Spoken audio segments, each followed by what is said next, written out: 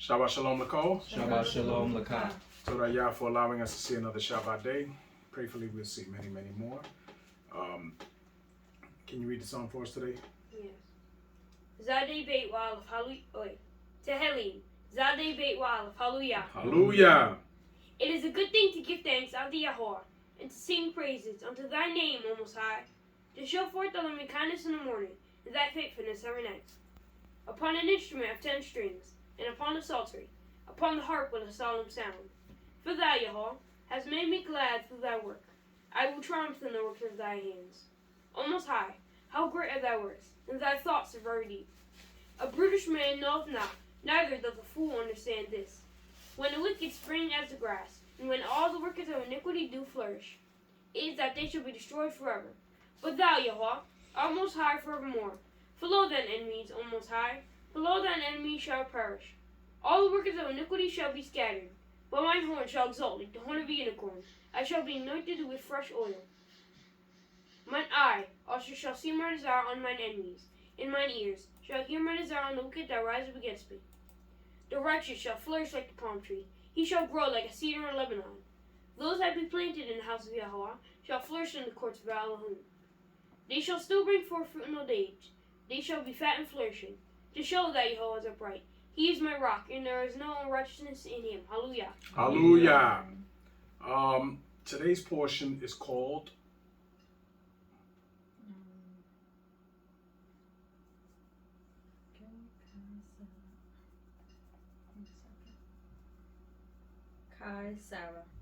Kai Sarah, right? Yeah. Which means what? The life of Sarah. The life of Sarah. Okay. Last week, what did we read about? We read Yitzchak being born and Abraham taking him up to the mount to leave him there to let him learn with Shem and Right. But that's information that you know because you were taught that. Oh. But that's not what necessarily Right, you what he would was get supposed to just from the sacrifice. text. Right. So Abraham was tested right. and he passed his test. Right. But upon bringing Yitzchak up the mountain, and the mountain that they brought him up was what? What mountain was it? Moriah. Speak up. Yeah. Okay? Yeah. Moriah. Okay? And who lives on Mount Moriah? Shem. Shem. Okay? Yes. This is the place where the men of Yah go to learn the ways of Yah. Right. Yes? Yes. We know this because this is the same place where Abraham went when he was a young boy and he was sent to Noach and Shem. Yes. Okay? He learned the ways of Yah. So all of this madness that people like to spew that our father Abraham didn't know anything before he was 75 years old clearly was not the case.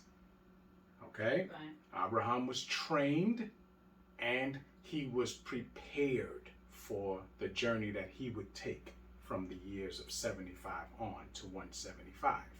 Okay? Yes. Now Yitzchak is left up there and he is to train to do the same thing. But the only difference is he trains with Shem because Noach is long gone by this time. Right. Okay? So now we start off in chapter 23, right? Yes. Okay. Now, secular history tells us that when Abraham returns without Yitzchak, he does not explain why he returns without Yitzchak. And when Sarah sees him come without her son, without their son, the scriptures lead you to know that she dies of a broken heart. Okay? Yeah. Now, we don't get ages of any women when they pass on in the scriptures other than Sarah. Every other woman we don't get. Secular history we get certain things, but not in the Torah. In the Torah, this woman lived her life of such a high righteous value that this woman is revered and spoken of in certain things that other women will not be spoken of the way. So we're given the years that she lived on this earth. That's a major deal. We don't see that anywhere else for women.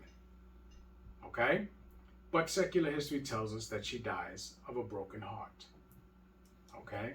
Because her son never came down. Okay? So we start off in chapter 23. Yes. Who's reading first? I am. All right. Bereshit, Kaf, Gimel, wa Aleph. Hallelujah. Hallelujah. And Sarai was 107 and 20 years old. These were the years of the life of Sarai. So now she was 127 years old when she died. Now remember, she didn't have a child until she was what, 90? That's not a normal occurrence, because even she understood that that's not something that can just happen. That is all the mercy of Yah, because that can't happen. You don't see 90-year-old women coming out pregnant now, right? With all the modern medicine we have, you don't see that happening, right? Yeah. Right now, from the age of 35 is when they start with something that they call geriatric pregnancy, right? Yes. And most obstetricians and OBGYNs do not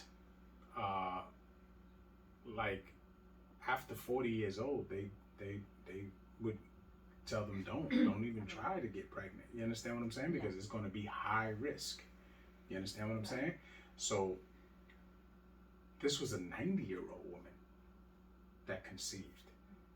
Now, Abraham being 99, that's not an issue. Men can impregnate women until the day that they die. You understand? That's never been an issue.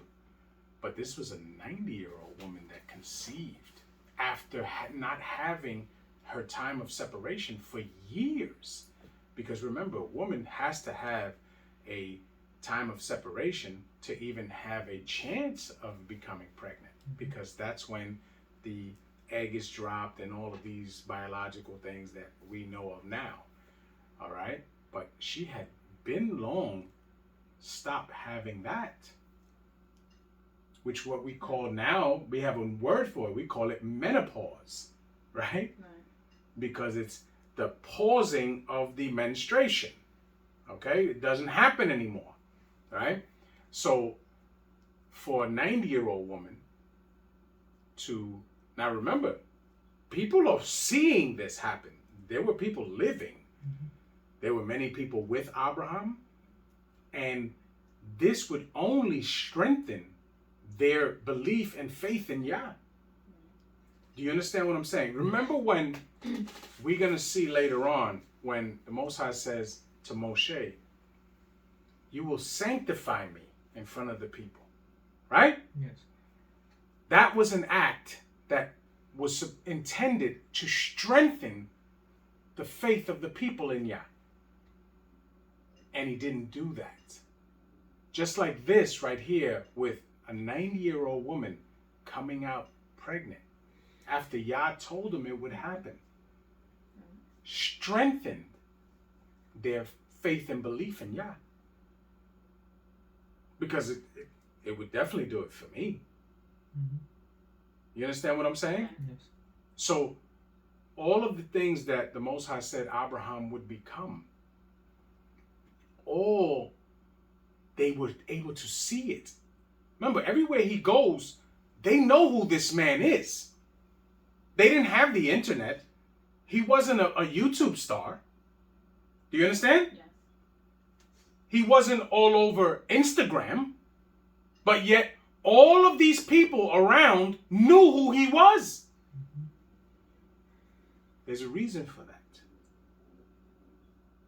Because word is spreading that this man is the servant of Yah. And Yah is with this man. Do you understand what I'm saying? Right. So this word is going around.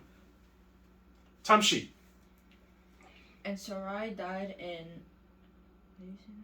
Kiryat Arba. Kirjath Arba.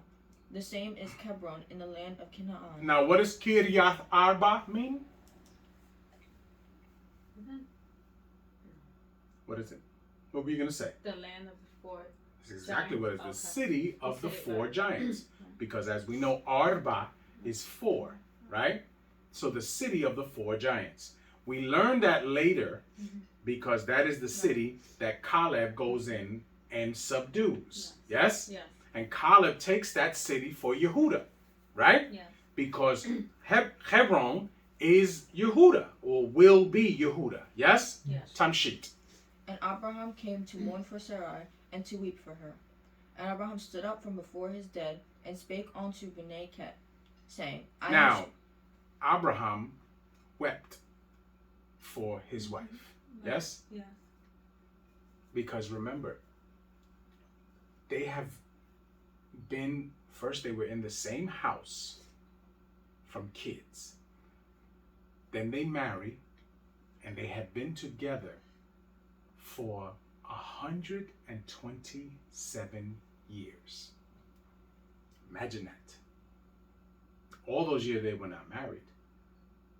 The beginning of those years they were, remember, uncle and niece. Yes? Yes. But growing up in the same house as brother and sister. Right.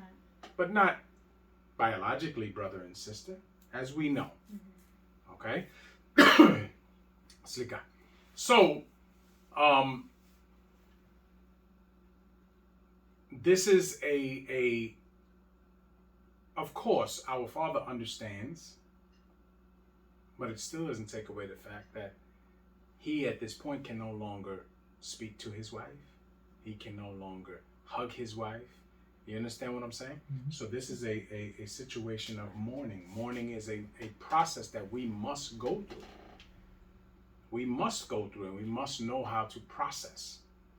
So now he has mourned for as much time as he needed. And now he must go and secure a place where her body is to be put to rest. Right? Yes. And he goes to the people of Ket. Now, this land they live in is in the land of Canaan. Yes? Yes. Now, Canaan is whose land? At this point, it belongs to them. But this is clearly going to be the land of us. Yes? Yes. Now, Abraham knows this because the Most High has already told him that every place that you have stepped your foot on, your descendants will possess. Yes? Yes. We understand this. But at this time, Abraham knows that this land is being controlled and owned by Ket. So he's going to go and pay for a burial site for his wife or his deceased wife. Yes? Right. Tamshi. 4. I am a stranger and a sojourner with you. Give me a possession of a burying place with you, that I may bury my dead out of my sight. Mm-hmm. And Bnei Ket answered Abraham, saying unto him, Hear us, my Adonai.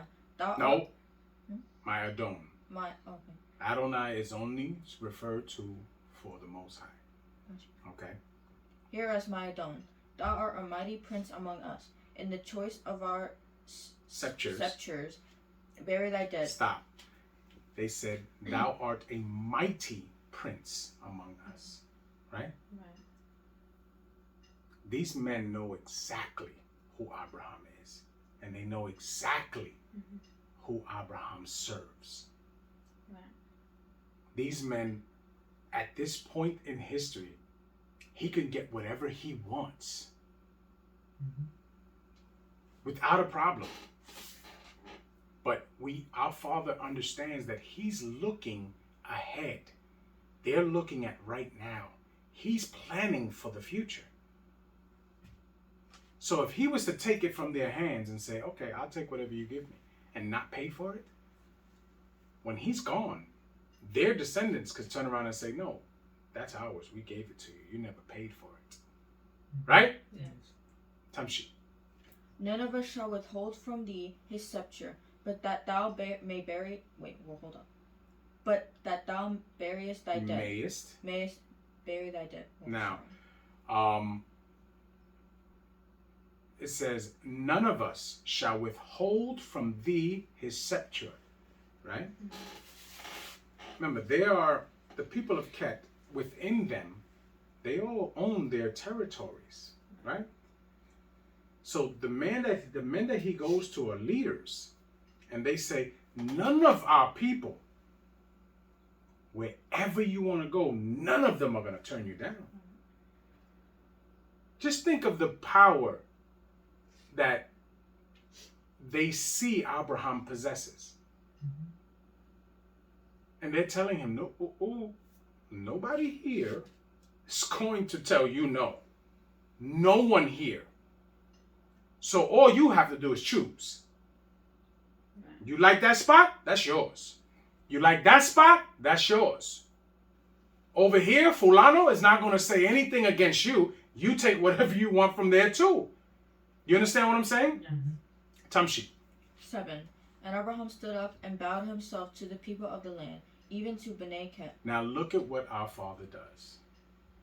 He shows respect to them, right? Right. He shows respect because our Father is a man of righteousness. Although he has the dominion over them, that's not how he moves. Because he is a humble servant of Yah. And he shows them respect. And when you mix Yah being with him and the level of righteousness and humility he possesses as a man, that is an unbreakable thing. Do you understand? See, a lot of men had Yah with them, but their character wasn't up to par. This man's character is different. That's why Yah saw him. The same way Noach's character was different. So he was chosen.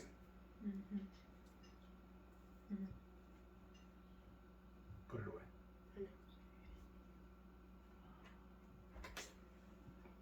Give it to him.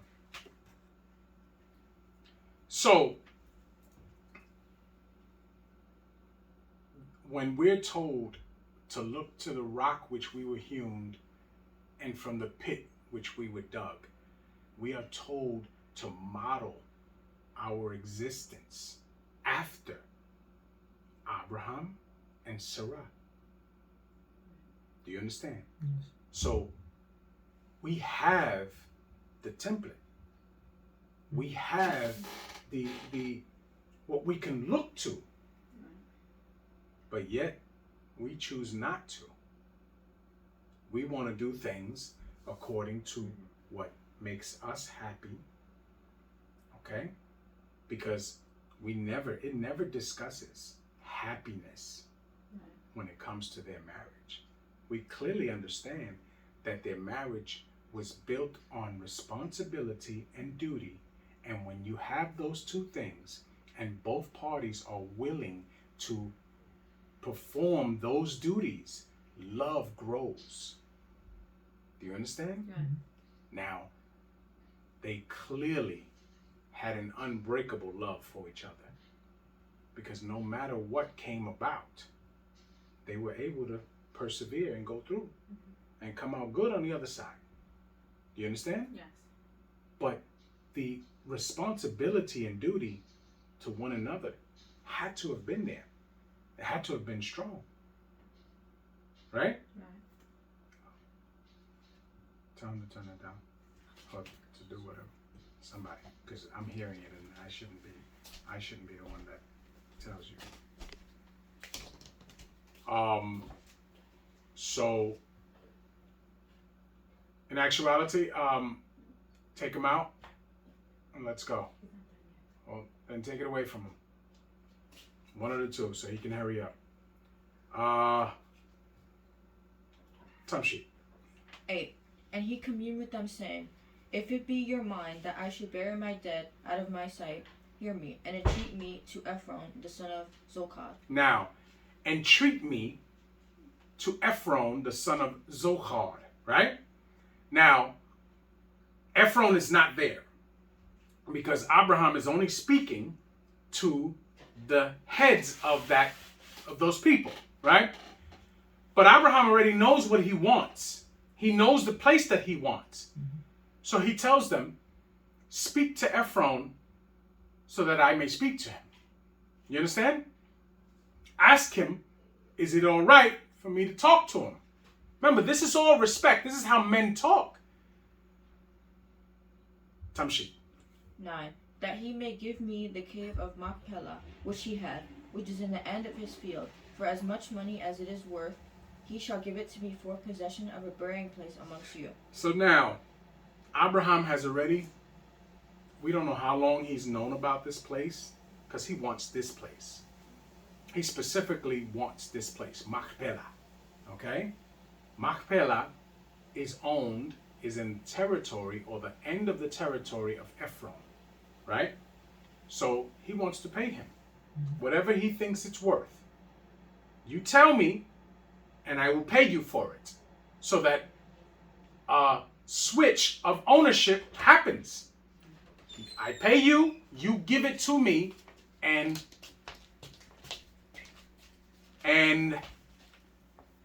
there is no confusion of who that place belongs to. Yes? Yes. Tamshi. 10. And Ephron dwelt among Bnei Ket. And Ephron the Kitti answered Abraham in the audience of Bnei Ket, even all that went in at the gate of his city, saying, Stop. Now, you notice that? Ephron is not from Bnei Ket, right? Ephron is from the Kitti, yes? Yes. Now, they're still Canaanites. All of them are Canaanites. But this man is from a different division of the Canaanites. That's why they had to talk to him to see if he would come and listen to the offer. Yes? Tamshi. Nay, my Adon, hear me. The field give I thee, and the cave that is therein. I give it thee. In the presence of the sons of my people give I it thee. Bury thy dead. And Abraham... Stop. So now, look at what he says. He comes to the meeting, right? And he says, no. Not only the mountain that you want, or the mountain area that you want. I'm going to give you the plain too, which is the flatlands of that area, right? And he says, I'm not going to take no money from you. He said, you get whatever it is you want. That's not what Abraham is going to do, though. Tamshi. And Abraham bowed down himself before the people of the land. And he spake unto Ephron in the audience of the people of the land, saying, But if thou wilt give it, I pray thee, hear me. I will give thee money for the field. Take it off me. Take it of. Take it of me, and I will bury my dead there. Now,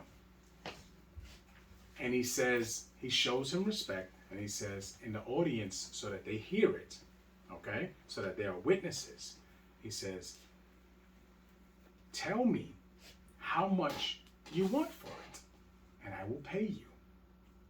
So that there is no confusion, no discrepancy, nothing. I'm going to pay you what you say out your mouth in front of these witnesses. Tamshi. And Ephron answered Abraham, saying unto him, My Adon, hearken unto me. The land is worth 400 shekels of silver. What is that betwixt me and thee? Bury therefore thy dead. Stop. So now, we get an understanding here that 400 shekels of silver. These men that are all in this meeting are all wealthy, right? These men are all well off as far as monetarily, right? And what he's trying to say is, between us, because I know you have much more than 400 shekels of silver, and so do I. This money, it's not a lot of money. It doesn't, what is it, is that between us? Our friendship is worth more, right? But no, he put a number value on the place in front of the people. So now Abraham understands this is how much he thinks that place is worth. This is what I'm going to give him in front of these people. So there is no confusion. Tamshi. And Abraham hearkened to Ephron. And Abraham weighed to Ephron the silver which he had named in the audience of Bnei Ket, 400 shekels of silver, current money with the merchant. Now, current money with the merchant. Okay? So now, he took it and he said, I understand. You want 400 shekels of silver. He weighed out 400 shekels of silver and he gave it to him in front of the people. Tamshi. And the field of Ephron, which was in Machpelah, which was before Mamre, the field, and the cave which was therein, and all the trees that were in the field, that were in all the borders round about, were made sure, unto Abraham for possession in the presence of Bnei Ket, before all that went in at the gate of his city. And after this, Abraham buried Sarai his wife in the cave of the field of Machpelah before Mamre. The same is Hebron in the land of Canaan. And the field and the cave that is therein were made sure unto Abraham for possession of a burying place by Bnei Ket. Hallelujah. Hallelujah. So now, this, remember, they buried her in a cave, right? Yeah. How do you bury someone in a cave? See, we have those things nowadays. See, cemeteries are open fields that they bury people in the ground, right? But within the cemeteries, if you've ever been to a cemetery, you'll see certain stone buildings in there. Those are called mausoleums, okay? The Jewish man doesn't bury their dead underground.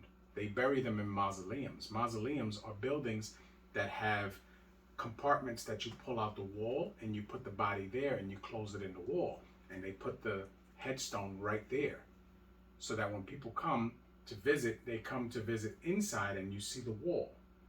This is what it was. This is an ancient time mausoleum, because the cave in the mountain, they would dig a hole in the wall of the mountain, and that's where they would place the dead, because people are not to walk on the graves. Do you understand? Right. So that is an ancient time mausoleum. That's where they get that from. Do you understand me? Yes. Who's reading 24? I am. Okay, let's go. Okay.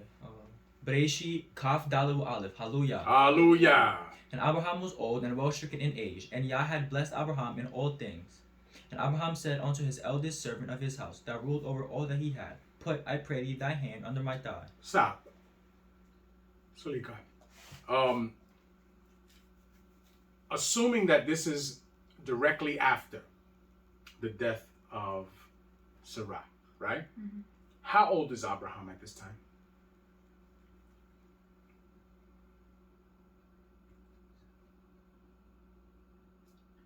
How old was Abraham when Sarai was born? 10. Oh, he'll be 137. 137. So if this happened directly after, then Abraham is 137 years old. Right? Tamshi. 3. And I will make thee swear by Yah, the Elohim of Shemaim, and the Elohim of Aretz, that thou shalt not take a wife unto my son of the daughters of the Kenite, among whom I dwell. Okay, so now it's time for Abraham to find a wife for his son. Okay? Right. It's not like now where parents kick their sons and daughters outside to find their own husbands and wives. Okay? This is a man that wants his son, who his son is to carry on his legacy, to marry the right woman to bring forth the seed that's going to continue on, right? So he's telling the man he trusts the most of all the men in his place, okay? He's telling him, I need you to go out and retrieve a wife for my son, so that he's not forced to pick one of these daughters of the Canaanites. And he's entrusting him with this. This is not a light thing. Okay? Right. Time sheet. 4. But thou shalt go unto my country and to my kindred, and take a wife unto my son Yitzchak. Now, You are to go back to where I came from. Because remember, last portion, he was given word that his brother has had children, right? Right. And their children have had children. So now there are women in that line that he can choose from. And one was mentioned specifically. Yes? Yes. Ribqua. Yes? Yeah. Tamshit. And the servant said unto him, Peradventure the woman will not be willing to follow me unto this land. Must I needs bring thy son again unto the land from whence thou camest? Now, look at what he says. Peradventure, the woman that you send me to bring back, she decides she does not want to come back with me. Should I then bring your son to the land? This is what he wants to know, because he has to be specific here. Right. Tamshit. And Abraham said unto him, Beware that thou that thou bring not my son thither again. Now, you will not bring my son to Ur of the Chaldeans, right? Or to Haran at this point, right? You will not bring him back to Haran. He is not to go there. That's why I'm sending you. Why does he not want him to go there? Because that's probably not in his hedge. Yeah, but who's still around? Oh, no. Oh, Nimrod. Nimrod, right? Right.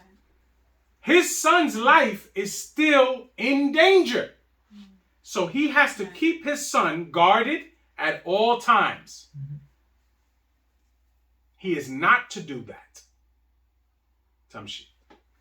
Yah Elohim of Shemaim, which took me from my father's house and from the land of my kindred, and which spake unto me, and that sware unto me, saying, Unto thy seed will I give this land. He shall send his malach before thee, and thou shalt take a wife unto my son from thence. So now, he's telling him, all I need you to do is go get her and bring her back. Everything else is going to be pretty much done. Just go and get her and bring her back. Tamshit.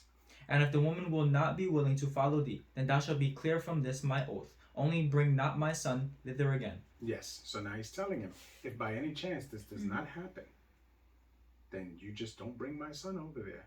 And you're clear of this oath. You've done your job. Abraham clearly knows that he's going to come back with the woman. Okay? This man doesn't know. This man is trying to make sure that he does not let down his master. And his master is Abraham. Do you understand me? Yes. Tamshi. And the servant put his hand under the thigh of Abraham his master, and sware unto him concerning that matter. And the servant took 10 camels of the camels of his master, and departed, for all the goods of his master were in his hand. And he arose and went to Mesopotamia unto the city of Nachor. And he made his camels to kneel down without the city by a well of water at the time of the evening, even the time that women go out to draw water. So now, what did he take with him? A dowry. A dowry. He definitely took a dowry. Tamshi. And he said, O Yah Elohim of my master Abraham, I pray thee, send me good speed this day, and show kindness unto my master Abraham. Now, look at that. All of these people that are with Abraham, they've learned that Abraham serves the true and living Elohim. So we see from last week, Hagar, what does she do when she gets kicked out? She prays to Yah, yes? Yes. And Yah heard her, yes? Yes. Because she learned that. This man is sent out, and the first thing he does is he prays to Yah that the mission that his master sent him on, he fulfills it. Do you understand? Yes. Tamshit. 13. Behold, I stand here by the well of water, and the daughters of the men of the city come out to draw water. And let it come to pass that the damsel to whom I shall say, Let down thy pitcher, I pray thee, that I may drink. And she shall say, Drink, and I will give thy camel drink also. Let the same be she that thou hast appointed for thy servant Yitzchak, and thereby shall I know that thou hast showed kindness unto my master. Now, this is a very specific prayer. He says, "Yeah, please, I'm gonna pitch my tent here where the well of water is, because I know that the daughters are gonna be sent here to bring water." Okay? So the one that offers me drink, please let her be the one that I am to take back. This is a very specific request, right? Because he wants to do right by Abraham. Tamshi. And it came to pass, before he had done speaking, that behold, Ribkah came out, who was born to... Now, before he had finished, he's still in mid-prayer. Here comes Ribkah.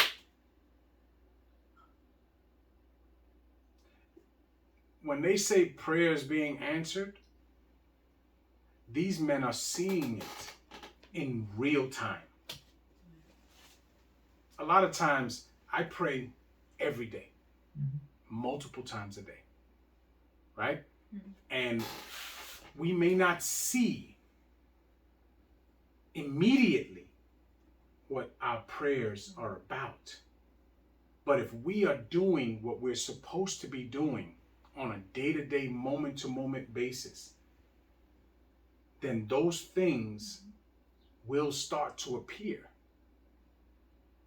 in the time and manner that they're supposed to for us. In this case, it is real time for them. Tamshi. I'm in the middle of 15. Who was born to Bethuel, son of Milcah, the wife of Nachor, Abraham's brother, with her pitcher upon her shoulder. Stop. And Milcah is who? I'm going to say Sarah's sister. She's Sarah's sister and Lot's sister. Yes? Yes. Okay. She is the daughter of who? Haran. Haran. She's the daughter of Haran. Yes? The eldest brother of Abraham. Yes? Right. So we understand. Tamshi. And the damsel was very fair to look upon, a Betula, neither had any man known her. And she went down to the well and filled her pitcher and came up. She was very young. This is what we need to understand. She was very young. Okay? She was, you could tell that she was a beautiful little girl. Okay? And she was young. And she came down. She was old enough to go down to get the water. Okay? So that would put her in a age between, and people don't like to hear it, but we're talking about a time where men married women or girls when they were young. Okay? So I would gather if she's allowed to go down there, she's anywhere between 12 and 15 years old. Okay? So she goes down there to get the water and he sees her. Okay? And this is what happens. Tamshi. And the servant ran to meet her and said, Let me, I pray thee, drink a little water of thy pitcher. And she said, Drink my adon. And she hasted and let down her pitcher upon her hand. You got to slow down. You have commas all in between there. You have to slow down. It should read, and she said, Drink my adon. And she hasted and let down her pitcher upon her hand and gave him drink. Do you understand? Yes. You have to slow down. Tamshit. And when she had done giving him drink, she said, I will draw water for thy camels also, until they have done drinking. And she hasted and emptied her pitcher into the trough, and ran again unto the well to draw water, and drew for all his camels. So now, she not only gave him drink, but she went back and got more water for his camels. What does this show him? It should show him something, and it shows us something. Which is what?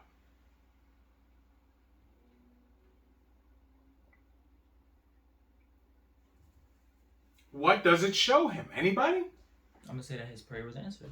We understand that. She showed up. But now she's doing something that he didn't pray for. No. What does it show you? What is it showing him? For hospitality? That she has been trained to serve the man that she will marry. She's a servant. She understands what needs to be done. This is what we're missing today, because daughters are not being trained to be wives, and sons are not being trained to be husbands. Do you understand? Yes. This is missing. This is missing. Tamshi. 21.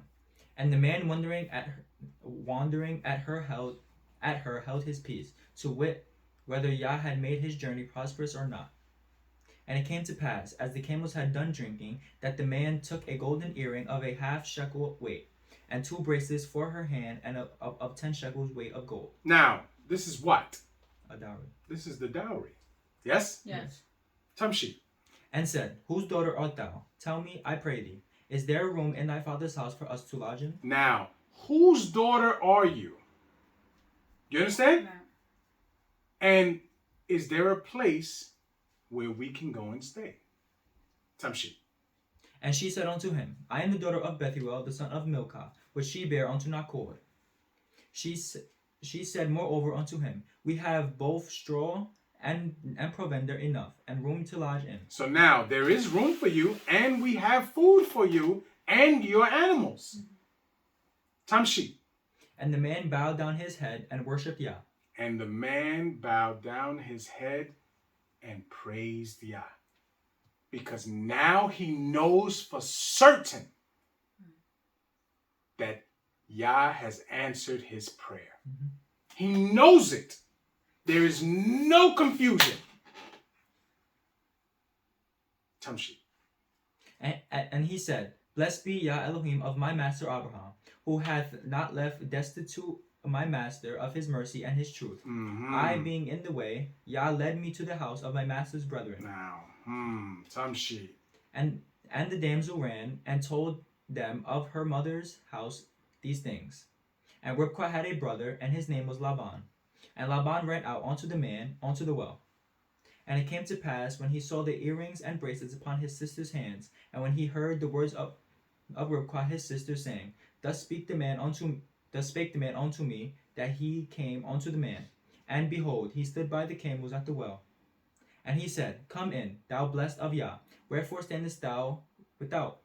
For I have prepared the house and room for the camels. And the man came into the house, and he ungirded his camels, and gave straw and provender for the camels, and water to wash his feet, and the men's feet that were with him.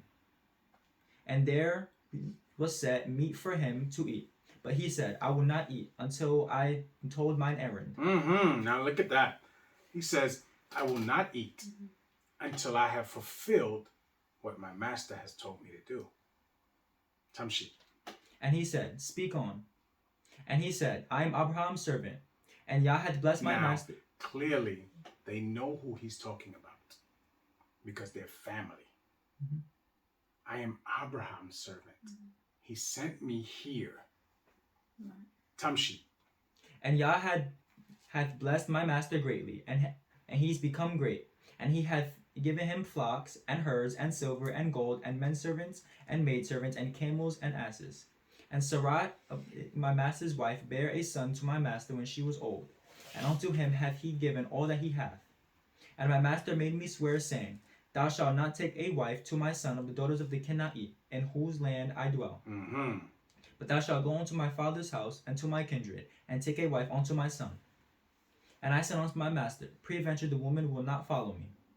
And he said unto me, Yah, before whom I walk, will send his malach with thee, and prosper thy way. And thou shalt take a wife for my son of my kindred, and of my father's house. Stop.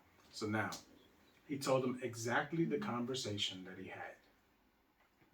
And he told him that Yah will provide a wife for my son. Tamshi. Then shalt thou be clear from this my oath, when thou comest to my kindred. And if they give not thee one, thou shalt be clear from my oath. Now, if they turn around and to decide not to give you a daughter for my son, then you're clear. You did your job. Tamshi. And I came this day unto the well, and said, O Yah Elohim of my master Abraham, if thou do not no, if now thou do prosper my way which I go, behold, I stand by the well of water, and it shall come to pass that when the Betula come forth to draw water, The Betulim. the Betulim cometh forth to draw water, and I say to her, Give me, I pray thee, a little water of thy pitcher to drink. And she say to me, Both drink thou, and I will also draw for thy camels. Let the same be the woman whom Yah hath appointed out for my master's son. And before I had done speaking in mine heart, behold, Ribkah came forth with her pitcher on her shoulder, and she went down unto the well, and drew water, and said unto her, Let me drink, I pray thee. And she made haste, and let down her pitcher from her shoulder, and said, Drink, and I will give thy camels drink also. So I drank, and she made the camels drink also. And I asked her, and said, Whose daughter art thou? And she said, The daughter of Bethuel, Nachor's son, whom Milcah bare unto him. And I put the earring upon her face, and the bracelets upon her hands. And I bowed down my head, and worshipped Yah, and blessed Yah Elohim of my master Abraham, which had led me in the right way to take my master's brother's daughter unto his son. And now, if ye will deal kindly and truly with my master, tell me, and if not, tell me, that I may turn to the right hand or to the left. Mm-hmm. Then Laban and Bethuel answered and said, The thing proceedeth from Yah. We cannot speak unto thee bad or good. Behold, Ribkah is before thee. Take her and go, and let her be thy master's son's wife, as Yah hath spoken. Mm-hmm. Tamshi.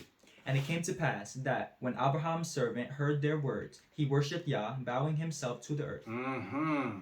And the servant brought forth jewels of silver and jewels of gold, and raiment, and gave them to Ribkah. He gave also to her brother and to her mother precious things. Mm-hmm. And they did eat and drink, he and the men that were with him, and tarried all night. And they rose up in the morning, and he said, Send me away unto my master. Yeah. And her brother and her mother said, Let the damsel abide with us a few days, and at the least 10. After that she shall go. Now, the mother and her mother is who? Milcah. Right? No. Is her mother Milcah? No. I think it's It is Milcah, right? What's the matter? No, I said I'm confused. I don't know. Yeah, it is one. Yeah, Milcah is her mother, and Bethuel is her father. Yes? Right. So now, the mother and her brother, Laban, say, no, stay here, let her stay 10 days. Right? That's not how it works. No. Let her stay 10 days. Why do they want 10 days? Or why they want them to stay at all? See, it never says her father says that. It says they say it. Remember, the verse before that tells you that those two received a lot of stuff from him. Right? Mm-hmm. A lot of stuff they received from him. They kind of want to sit there to see how much more they can get. Mm-hmm. Right? Right. But no, he's given them everything he's going to give them, and it's time to leave with her. Tamshi. 56. And he said unto them, Hinder me not, seeing Yah hath prospered my way. Send me away that I may go to my master. And they said, We will call the damsel and inquire at her mouth. Now, remember, Laban, we see later on what Laban does to Yaakov. Mm-hmm. Right. Right? Yes. Yeah. We see that. He keeps Yaakov longer than he was supposed to stay. Because he understood that he prospered while Yaakov was with him. So we see that this is a trait that is long done. You understand? Mm-hmm. Tamshi. And they called Ribkah and said unto her, Wilt thou go with this man? And she said, I will go. And she said, I will go. No hesitation. She understands. She's supposed to be the wife of this man's servant's son. Mm-hmm. Yes? Yes. Right. I mean, this man's master's son. Tamshi. And they sent away Ribkah their sister, and her nurse, and Abraham's servant, and his men. Now, they sent away Ribkah and her nurse. What does it say in the Hebrew for nurse?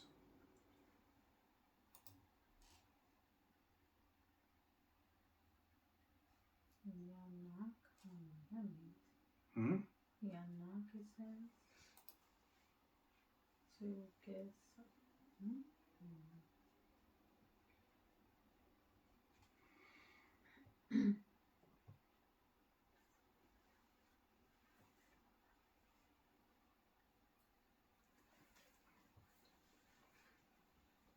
It says to suckle, right?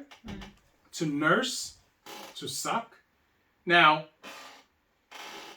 granted, I don't think she was that young, okay? But what it's telling you is that it's giving you understandings that in those times, there were plenty of women around. And I've heard this before, where even in contemporary modern times, not right now, but like within 50, 60 years ago, that some women, if they had many children at once, right?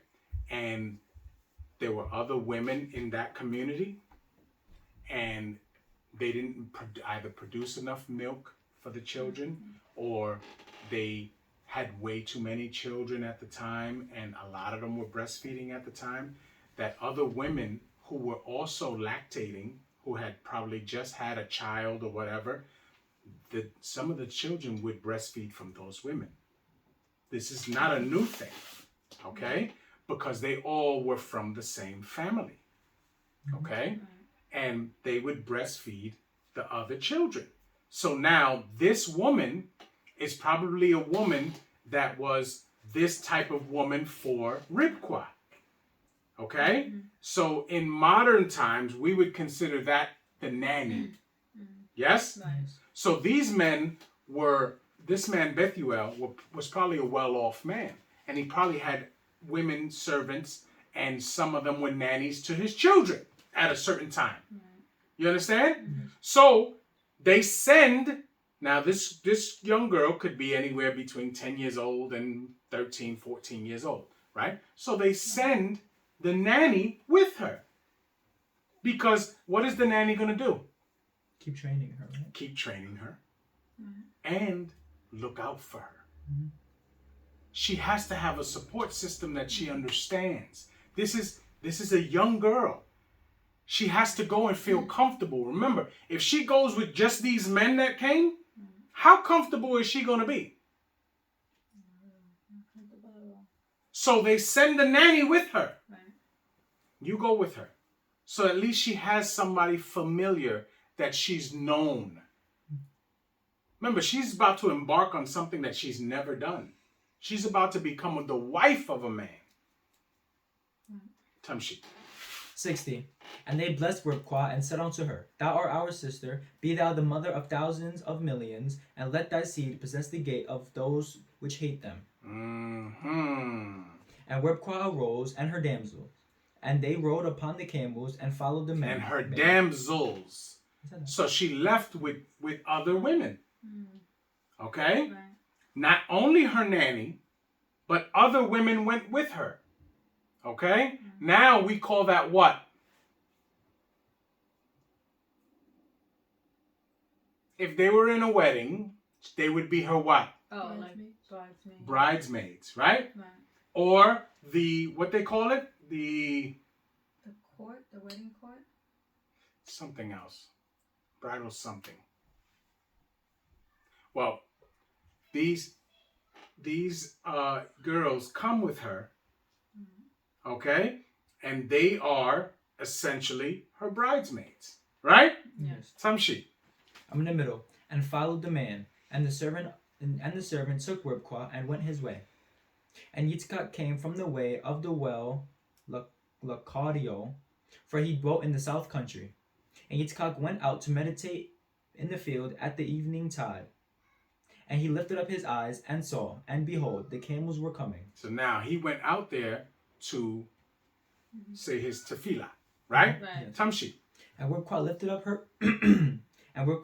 her eyes, and when she saw Yitzchak, she lighted off the camel. So she got off the camel. Tamshi. Right.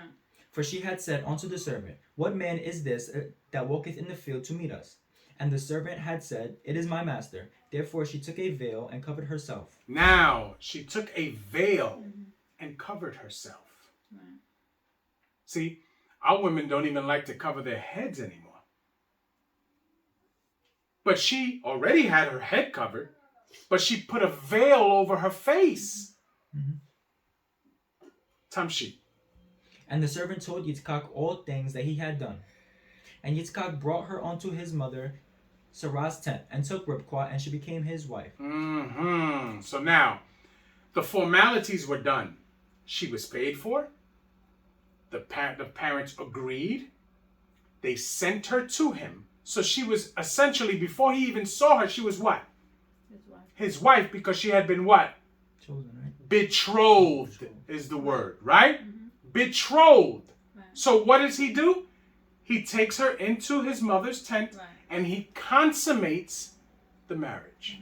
Yes? Yes. Right. Tamshi. And he loved her. And Yitzchak was comforted after his mother's death. So now, hallelujah. Now they have been what they call bonded with their souls. Yes? Yes. They have become one flesh. Yes? Yes. As it speaks of. And it says, Yitzchak loved her. Yes? Yeah. So now he feels a sense of responsibility for her. And she loved him.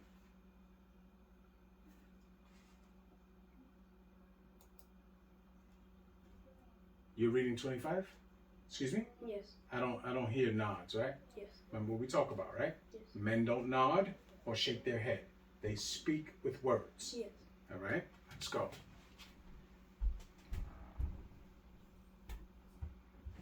Okay. Bereshit. Yo.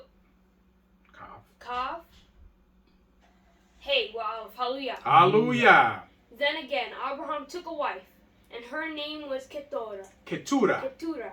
All right. So now Abraham, after some years have passed, and he has situated his son with a wife, now Abraham takes another wife, right? And we hear it, we see the word wife, right? Right. But we know that it's all the same word. It means woman, right? And there are specifics to what a wife is. And there's a lot of different dynamics, right? But he takes a wife because he, at this point, figures it's time to have more children. Yes? Right. Because he's not just taking a wife just to have a wife, but he's taking a wife with the purpose of having more children. Yes? Right. Tamshi. 2. And she bare him Zimran, and Yokshan, and Medan, and Midian, and Ishbak, and Shora, And Shua. Shua. Now, we see something that should be familiar to us, right? One of those sons is Midian. Right. Now, we know that, hindsight being 2020, we know that Midian appears later, right? Midian is where Moshe goes to get his wife, Yes. right? And his father-in-law, Yethro, is the priest of Midian, right? Right. Yes. So we understand that these things are going to come up again. Tamshi. 3. And Yokshan begot Sheba, and Detan. And the sons of Detan were Ashurim, Ashurim, and Leshurim, and Lumim, Lumim, and the sons of Midian, Ephra, and Epher, and Kanok, and Abida, Abida, and Elda'a, Elda'a. All these were the sons of Keturah. Keturah. 5. And Abraham gave all that he had unto Yitzchak. So now, Yitzchak inherited everything that Abraham had, right? Which is a major deal, okay? And that's why there's usually a distinction between wives and concubine, okay? Right. Because they both serve the same purpose when it comes to bringing forth children, okay? And they both are possessions of that man, which means they cannot go be anybody else's, okay? But the difference lies in whose children inherit. Okay? Right. In this case, Yitzchak inherits from his father because he is his father's heir. The rest of these sons do not inherit anything from him. Okay? Which is why she is considered a concubine. Yes? Yes. Our father Yaakov, on the other hand, all of his children inherit. All of his sons inherit. So all the four mothers that they come through are considered his wives. Right. Because all of his sons receive an inheritance. We understand that? Right. Yes. We understand the difference? Yes. Okay, let's go. 6.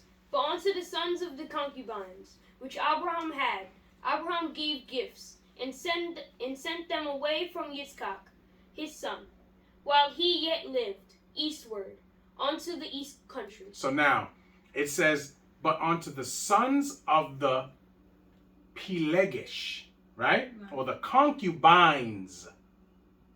Now, we only read about Keturah here. So, who are the concubines of Abraham? Hagar. Hagar All right. and Keturah. Right. Those two. Yes. Those are the only two that are mentioned here. Right. Now, people can say that he had more. We are not told that. We are specifically given names of women and sons. Okay? Right. So now from what we have, Keturah and Hagar are the Right. concubines. Right. Are the concubines. Mm-hmm. Okay? His wife was Sarah. Sarah's son was the one who inherited from their father. Yes? Yes. The other ones were sent away with gifts. Yes? The first one was sent away with bread and water, right? And these were sent away with gifts that we don't know. Tamshi. 7. And these are the days of the years of Abraham's life, which he lived, 160 years. 103 score and 15 years. So as we know, 103 score would be 160, and 15 years on top of that would be 175. Right. So our father lived to be 175 years old. Tamshi. 8. Then Abraham gave up the ghost, and died in a good old age, an old man, and full of years, and was gathered to his people. Right. And his sons, Yitzchak and Ishmael, buried him in the cave of Machpelah. So now, Yishmael, as I told you last week, Eliana, Yishmael has been with him all this time. He's been one of his men. Okay? And he and his brother bury their father. Right. Remember, it doesn't say the rest of the sons come. It says him and his brother go and bury their father in Machpelah. Yes? Yes. Tamshi. In the field of Ephron, the son of Zochar, the Kitti, which is before Mamre. Mamre. 10. Tamshi. The field which Abraham purchased of the sons of Ket. Ket. There was Abraham buried, and Sarai his wife. So now, how much did he pay for that? 400 shekels. 400 shekels. Tamshi. 11.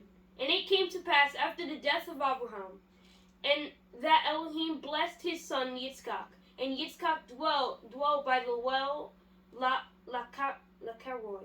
Lacheroi. 12. Now these are the generations of Ishmael, Yishmael. Abraham's son, whom Hagar, the Mitzrayim, Sarai's handmaid, bare unto Abraham. And these are the names of the sons of Yishmael, by their names, according to their generations. The firstborn of Yishmael, Nebayot, and Kedar, and Adibel, and Mibsam. And Mishma, and Duma, and Massa, Hadar, and Tima, and Yetur. Mm-hmm. Naphish, and Kedema. Kedema. These are the sons of Ishmael, and these are their names, by their towns, and by their cattle. Read that again. And by their castles. Castles. 12 princes, according to their nations. 17. And these are the years of the life of Ishmael, 137 years. And he gave up the ghost and died, and was gathered unto his people. So now, he died at 137 years old, right? Yes.